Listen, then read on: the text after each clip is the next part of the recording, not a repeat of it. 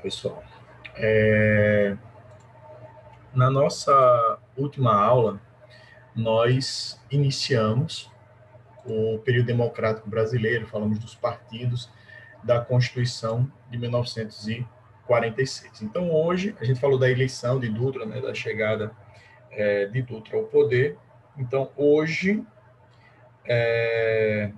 nós vamos entrar, de fato, na economia, nos detalhes do governo de Dutra, das questões econômicas do governo de Dutra. Tá?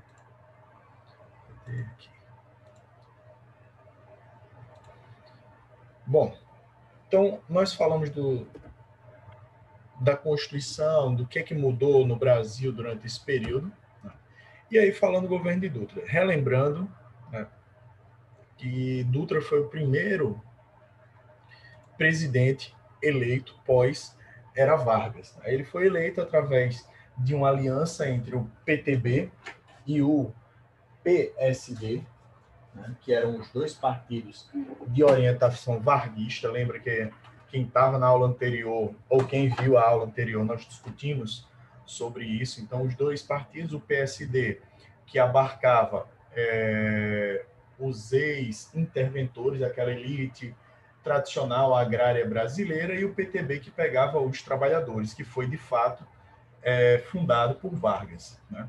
Então, nos aspectos econômicos, sim, e aí lembra que a gente falou também na última aula que Dutra ele vai fazer aquele alinhamento automático com os Estados Unidos, certo?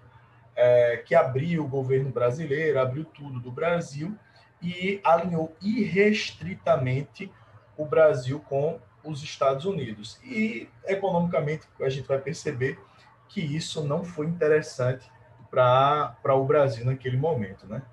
Porque quando a gente fala de alinhamento irrestrito, eu estou dizendo que tipo, eu vou aceitar tudo que vem sem contestação nenhuma.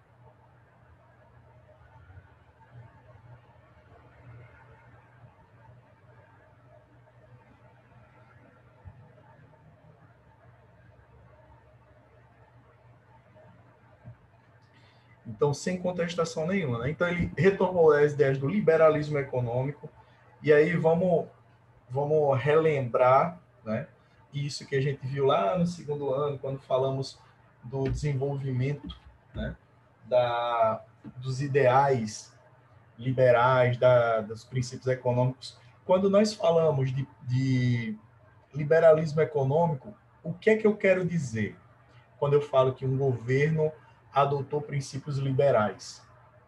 Qual é o principal ponto do liberalismo econômico?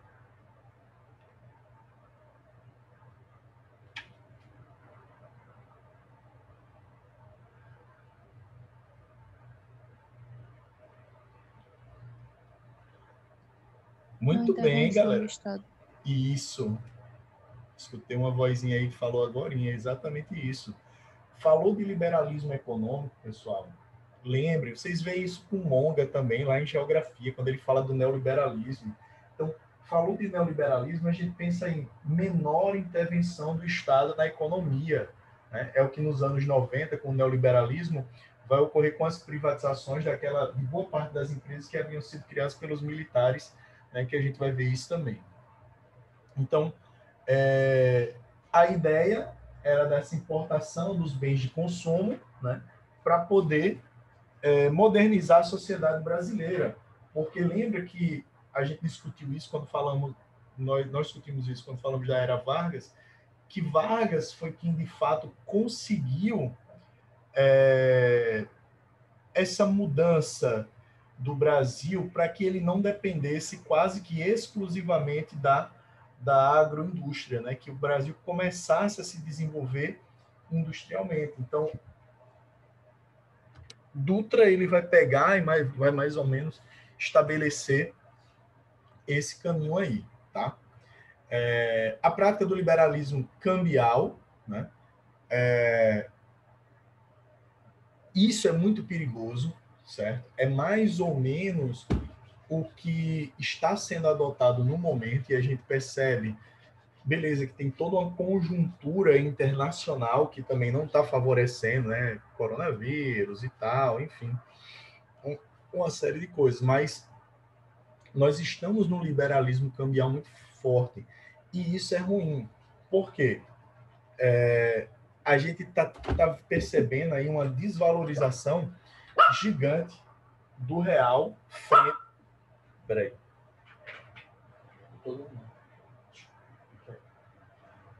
Uma desvalorização grande do real frente às outras moedas. Né?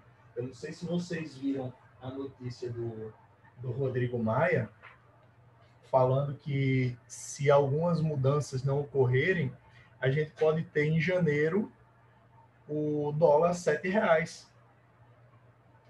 Vocês conseguem imaginar o que é isso? Ou seja, e aí, nesses momentos, o que é que o governo precisa fazer? O governo precisa intervir no câmbio. A gente tem que lembrar sempre, eu falo isso, eu repito isso para vocês o tempo inteiro, certo? Que a moeda também é um objeto, né? Então, nós compramos e vendemos moeda. Então, quanto mais oferta da moeda, menor o preço. Então, quando, por exemplo, o dólar começar a subir demais, o ideal é que o Banco Central, né, que o governo intervenha e coloque dólares no mercado, porque fazendo isso vai fazer com que o preço baixe. Então, isso é intervenção cambial. E isso é importante para a nossa economia, porque um câmbio tão flutuante prejudica a indústria nacional. Liberalismo alfandegário também, abrindo as fronteiras brasileiras para os produtos estrangeiros, e isso acabou gerando um esgotamento das reservas monetárias, e aí o governo tenta recorrer a empréstimos. Vocês são novos, né? Vocês não viram isso, mas tipo, na década de 90 era bastante comum nós vermos o governo brasileiro pedir empréstimo ao exterior. Então, o tempo todo era Brasil pede não sei quantos milhões de empréstimo ao FMI e tal, não sei o quê. E por quê? Porque naquele momento é quando o real estava se estabelecendo como moeda e havia a necessidade de manter o controle sobre o valor do dólar, né? Logo quando o real foi estabelecido, um real equivalia a $1, então era necessário. Então o governo recorria a empréstimo para jogar dólar no mercado e fazer controlar o preço da moeda. Bom, e aí Dutra obviamente viu que essa política não deu certo e a partir de 1947, né, reintroduziu o controle cambial, né, o planejamento geral dos gastos federais e o incentivo à industrialização. Então, não só a importação, mas agora promover uma industrialização do Brasil, assim como Vargas havia feito. Diante disso, e diante da sua vinculação com os Estados Unidos, eles estabelecem, junto com o governo americano, o Plano SALT. Na verdade, teve o Plano SALT 1 e o SALT 2, que O professor, esses empréstimos que o Brasil pediu, eles já foram quitados? foram. O que é que... E aí é que muita gente critica e tal. De fato, quem é o credor, né, dos países, o banco, digamos assim, dos países, é o FMI, que é o Fundo Monetário Internacional. E o que é isso? O nome já está dizendo, é um fundo. Então, os países, eles participam e eles recebem, e eles pegam dinheiro emprestado, ou eles deixam dinheiro no FMI e lucram com aquilo, viram tipo, meio que acionistas. Então, o que é que aconteceu? Durante o governo de Lula, qual era o problema de você pedir empréstimo ao FMI? Quando você pede empréstimo ao FMI, você está pagando juros em dólar e você está pagando prestação em dólar. E aí, o que é que Lula negociou? Ele acabou com a dívida externa? Acabou. Mas, para isso, ele criou uma dívida interna. Ou seja, a dívida brasileira hoje, ela existe sim, mas ela meio que foi comprada por bancos nacionais, por bancos que atuam no Brasil. Isso, de certa forma, foi uma vantagem. Por quê? Porque nós pagamos juros em real, nós pagamos parcelas em real, e isso faz com que a dívida que nós tínhamos não virasse uma bola de neve, como a gente sabe que vinha desde a época dos militares, essa dívida ali, na verdade, desde de Juscelino, né, que essa dívida ela vinha se arrastando no Brasil. E Ô, aí, professor, de fato, hoje, só para aí, tá. concluir, tá? Hoje o Brasil, na verdade, ele é credor do FMI. O que significa isso? O Brasil ele tem uma participação no FMI. Então, digamos que do montante de dinheiro do FMI, se o Brasil tiver lá 5%, no final do ano, 5% dos lucros do FMI vem para o Brasil, vem para o governo brasileiro. Sim, pode perguntar. Os impostos que a gente tem Certo. são altos por conta disso? Desse fato de a gente estar devendo para o país? Não, na verdade, o imposto, teórica, ele também serve para isso, né? E alguns, inclusive alguns economistas e tal, defendem que haja uma auditoria da dívida pública brasileira. Na verdade, a nossa alta carga tributária, ela vem em decorrência de má gestão, porque dinheiro se arrecada muito, né? Mas, por exemplo, o orçamento do Brasil, quase 40%, porque todo ano nós temos a lei orçamentária anual. O que é isso? Não sei se alguém tem familiar em política entende mais ou menos. Mas explicando de uma maneira mais simples, a LOA, a lei orçamentária anual, é o seguinte: o legislativo, seja federal, estadual, municipal, ele cria uma lei, certo, que vai dizer para o executivo, ou seja, prefeito, governador, presidente, dizer, ó, bicho, ano que vem tu vai gastar isso aqui, certo? Então você tem aí, sei lá, vamos botar a nível de Brasil, 10, sei lá, bota um número baixo porque eu não sei fazer muita conta, mas enfim, digamos que o orçamento fosse de 10 bilhões. Beleza. Você tem 10 bilhões. Desses 10, tantos por cento tem que ser para educação, tantos por cento tem que ser para não sei o que, tal, tal, tal. Só que 40% desse orçamento, quase 40% desse orçamento, é voltado para pagamento da dívida. Então, o problema maior está aí. Né? Por quê? Porque não se faz uma auditoria, uma reavaliação dessa dívida e só paga, né? E a gente vira aí, está nesse espiral. Então, o problema maior, Bia, é mais má gestão de fato.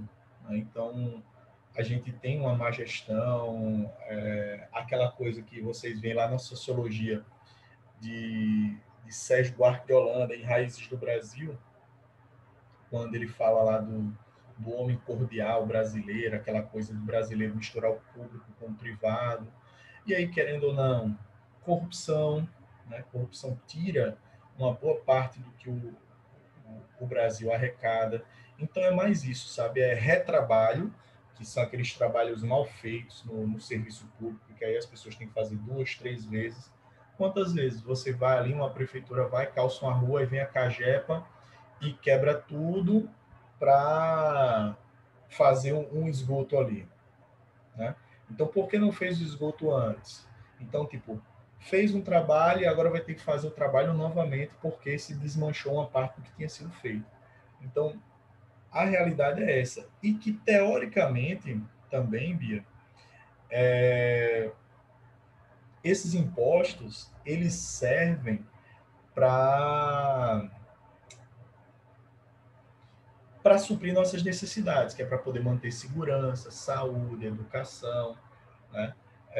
Para todos. Teoricamente, também os impostos eles servem para isso. Tanto que.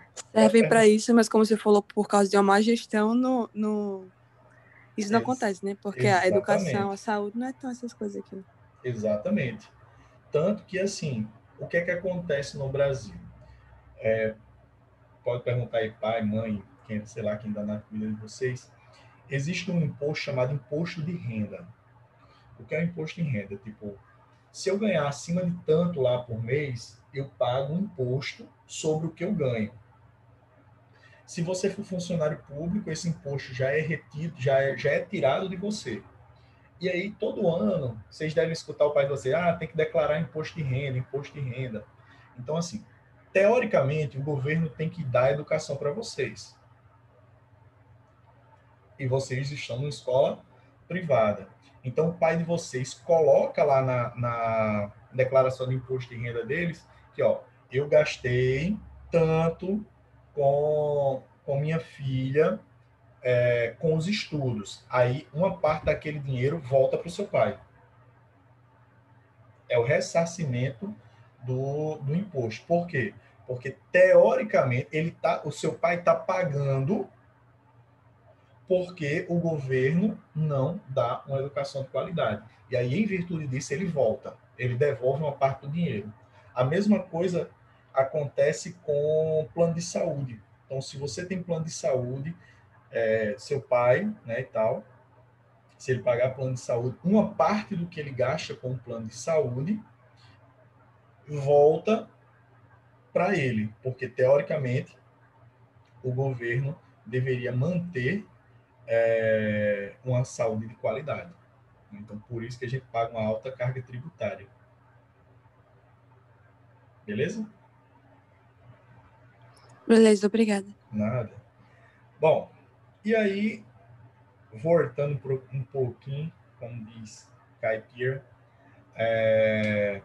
falando de Dutra, então esse alinhamento com os Estados Unidos fez ele estabelecer esses planos, né, que era um plano de desenvolvimento para o Brasil, que era o plano SALT, que previa saúde, alimentação, transportes e energia. Então, o objetivo aí era investir na infraestrutura do Brasil. E aí não tinha como financiar esses processos, projetos de desenvolvimento, e acabou que não saiu do papel. Então não foi executado o plano SALT 1. O 2, em parte, ele começou a ser executado. Porque a ideia para que eu possa estimular empresas a se estabelecerem, eu preciso dar uma estrutura, certo? Então eu não posso simplesmente, não, venha, se estabeleça aqui no meu estado, tal. Não, eu tenho que ter uma estrutura. E aí, tanto é que, por exemplo, quando teve a instalação da fábrica da Jeep em Goiânia, um dos fatores que fez a fábrica ir para Goiânia e não para aqui é porque lá fica mais próximo, obviamente, do Porto de Suape, que é por onde se escoa uma grande parte da produção, é por onde chegam boa parte dos insumos que a fábrica precisa. Então, assim, a Paraíba não tinha a estrutura necessária, né, para poder abarcar uma fábrica daquele porte, né? E aí o que se acordou foi que ficasse, na época, né, os governos eles eram aliados, da Paraíba e de Pernambuco, se acordou que ficasse ali uma região fronteiriça para também favorecer a Paraíba. Tanto é que tem muito funcionário da Jeep que mora aqui na Paraíba, né? Então, é dentro dessa ideia de se montar e de se criar infraestrutura. Então, eles precisam de energia, eles precisam de escoamento, né? Quem vai ali a Recife vê, tipo, em frente à fábrica da Jeep tem um viaduto, porque você não vai pegar um caminhão daquele carregado de, de, de carros, de Jeeps e tal, para fazer um retorno ali no avião. Não, bota um viaduto. Então ele já sai por cima para pegar rumo a Suape. Né? Então precisa ter essa infraestrutura para que haja desenvolvimento econômico. E aí, né, Dutra, né, governou dessa maneira. Lembra que eu tinha falado para vocês que nós tínhamos os três principais partidos, né? PSD e PTB, de orientação varguista, e o DN, de oposição. E o Dutra ele foi muito criticado apesar de ter sido eleito pela aliança PTB-PSD, ele se aproximou muito das propostas da UDN. Tem umas charges, inclusive, da época, né? E aí é uma charge da época, né, das eleições de 1950. Então, lembrando que o mandato, à época, era de 5 anos. Então, As eleições ocorreram ali em 1950, né? Mas o candidato eleito só assumiria, portanto, em março. Na verdade, antigamente, não era no primeiro dia do ano, mas sim em março do ano seguinte, que o presidente eleito assumiria. E aí, nós temos as eleições de 1950, três candidatos: Vargas pelo PTB, Eduardo Gomes pela UDN e Cristiano Machado pelo PSD. Vargas, né, inclusive ele tinha um jingle da sua campanha. Peraí, deixa eu ver se eu acho aqui.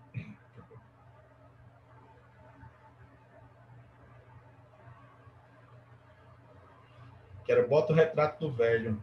Aí dizia assim, mais ou menos, bota o retrato do velho outra vez, bota no mesmo lugar. Ele tinha sido, né, tinha saído por conta do fim da Segunda Guerra, que a gente falou e tal. Então, pela primeira vez, Vargas foi, de fato, eleito democraticamente, porque ali em 33, né, ele foi eleito, né, mas de maneira indireta. Lembrem disso. Né? Ele fez um acordo ali para aceitar a Constituição, certo? Desde que ele fosse eleito de maneira indireta.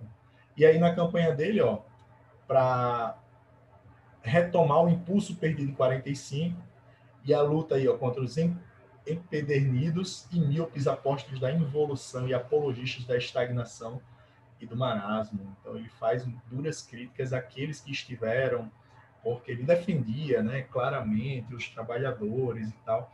E esse discurso ele é voltado para essa classe mais popular, né? E que apesar de ter sido um ditador, mas foi uma ditadura populista. Então, então Vargas ele tem um amplo apoio popular por isso, porque as medidas que ele tomou durante seu governo, apesar de serem autoritárias, certo? Mas eram, de certa forma,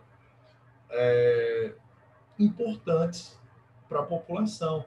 Então era meio que aquela coisa, não, eu sei que o que ele está fazendo é errado, mas ele também trouxe coisas positivas. E aí a população da época colocava meio que numa balança entre o que ele tinha feito de positivo e negativo. De certa maneira, os aspectos positivos eram considerados pela grande maioria da população maiores. Então, Vargas foi eleito como eu estou dizendo, pela primeira vez ele chegou à presidência eleito presidente da República.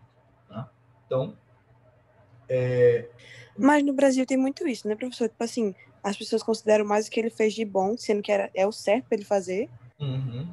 Eles levam como se fosse, ele fez isso e isso na cidade, mas sendo que era para ele fazer isso. É a obrigação dele como presidente.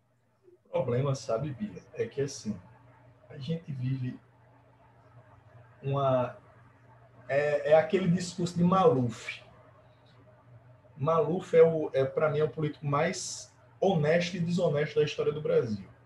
A campanha de Maluf a governador do estado de São Paulo era rouba, mas faz.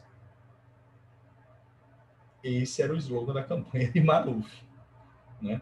Então, eu vejo que, assim, infelizmente, sabe, dentro dessa discussão, Bia, o brasileiro ele se contenta com pouco, certo? Então, assim, é fato que nenhum governo ele vai ser totalmente positivo ou totalmente negativo. Isso é fato. Nós teremos aspectos positivos e negativos de qualquer governo. Né?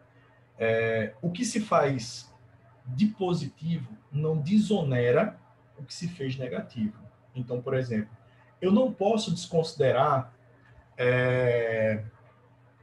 os aspectos econômicos dos militares. Econômicos em que sentido? Não do milagre econômico, mas, por exemplo, dos projetos de infraestrutura do Brasil, como a usina de Itaipu, Ponte Rio-Niterói, muitas casas construídas no Brasil através do BNH, beleza, que a maioria era dinheiro do FGTS, mas mesmo assim, eu não tenho como negar isso. Mas, ao mesmo tempo, eu também não posso negar as torturas, as perseguições, as mortes. Então, assim, teve aspectos positivos? De fato, teve. Mas também tiveram os aspectos negativos. E aí é como eu disse, infelizmente a gente se contenta com pouco. E aí é colocar na balança, beleza. Teve aspectos negativos? Teve. Mas o que foi feito de positivo? E aí vamos, sei lá, diante de diferentes realidades, né? E o outro, o que fez? O que não fez? E aí, infelizmente, a gente, por falta de opção, nós somos levados, muitas vezes, a votar no menos ruim. Infelizmente, é essa a realidade que a gente vive. Né? Deixa eu ver aqui.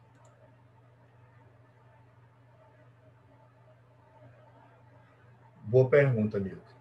Milka perguntou aqui, que aí vem como mensagem privada, se o queremismo foi assim que terminou a guerra ou em 1950. O queremismo, ele é assim que termina a Segunda Guerra Mundial, porque o movimento queremista era queremos Getúlio na presidência da Assembleia Nacional Constituinte, certo? Daquela constituinte que estabeleceu a Constituição de 1946, certo? Então, o movimento queremista tá lá atrás, certo? Então, Vargas, né? Sim, aí o que eu ia falar assim, cuidado, galera, porque assim, esse período, tá? A gente chama de segundo governo Vargas ou governo democrático de Vargas, mas geralmente ele vem como segundo governo de Vargas, certo? Então atentem para essa nomenclatura aí, tá bom? Então, ó, os problemas a nível mundial acabaram gerando problemas para o Brasil. Só que Vargas ele vai estabelecer esse modelo, né, de ação que a gente chama de nacional desenvolvimentista, ou seja, o governo ele vai começar de fato não a criar estímulos, mas de o próprio governo investir em setores de infraestrutura, ou seja,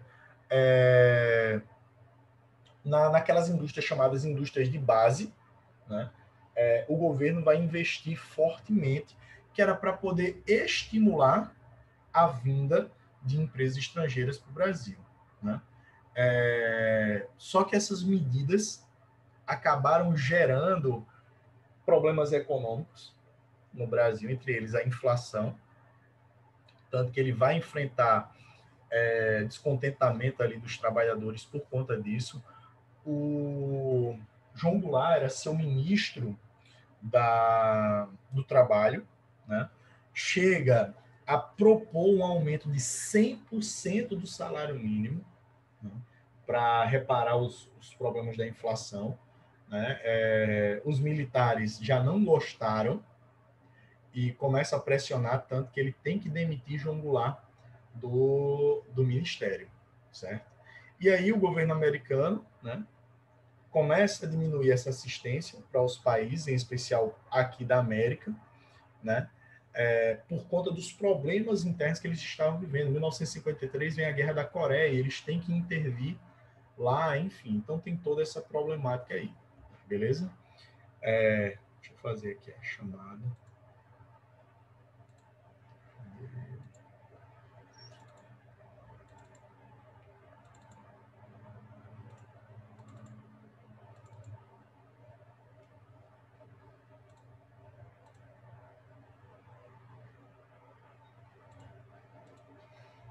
Dia 13, sexta-feira, 13 de novembro. Aline, Arthur, Alan, Ana Beatriz Araújo, Ana Beatriz Santos,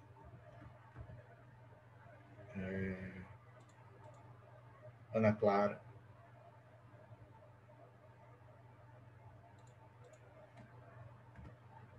André, Bárbara,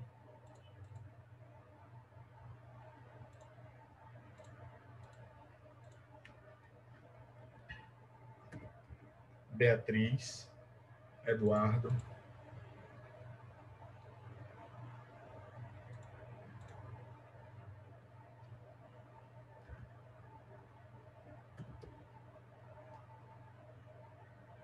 Júlia, Júnior, Ildérica,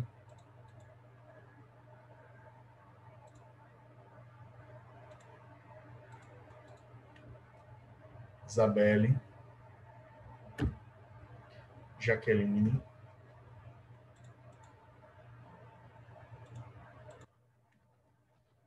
João Vitor, Jonathan, Vinícius, Joe. Joe, Janta. já coloquei aqui, relaxa. Karine, Letícia, Lores, Luanderson, Luiz, Liedson,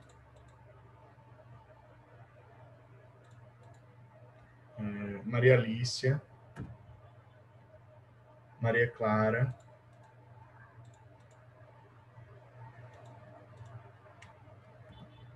Maria Eduarda, Maria Elizabeth, Maria Yasmin,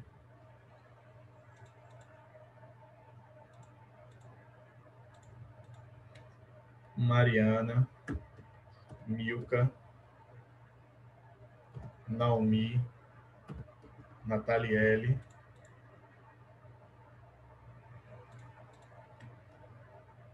Pedro Igor, Pedro Inácio, Raquel,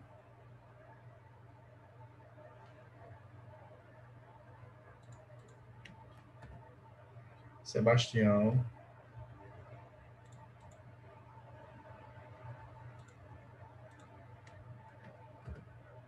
Taliane, Yasmin Ingrid, Yasmin Raquel.